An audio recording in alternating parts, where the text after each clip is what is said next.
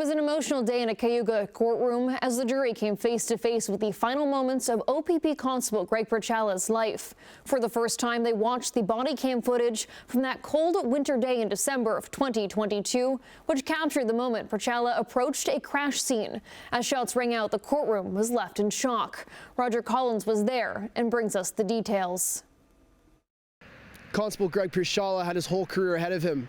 At just 10 months on the job, 28 years old, and fresh off his probation, his final moments played out in front of a court today.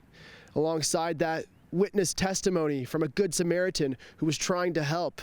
And as the details were shown, the jury stiffened, some wiping tears, as what was supposed to be an act of goodwill ended in tragedy. First testimony on the second day of Randall McKenzie in Brandy Stewart Sperry's first-degree murder trial was from a woman who never expected to be a witness to murder. She was visiting her mother that day just down the road when she heard the crash. Wanting to help, she and her daughter grabbed blankets and drove to the scene.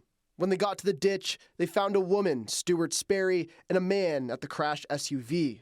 The witness asked if they were okay, offered the blankets and help. A few minutes passed, then the witness said everything shifted. The two walked up to her truck and started pulling on the locked doors, trying to get inside.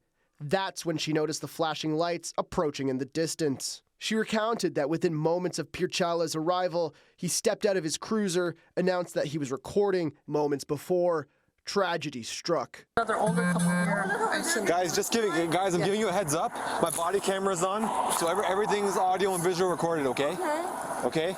I'm just trying to figure out what happened. And then, suddenly, shots were fired. The witness struggled to speak as she described the sound of the officer's scream as he fell to the ground. She rushed to protect her daughter while the shooter yelled at her for the keys to her truck. In that moment, she knew there was nothing she could do, so she complied.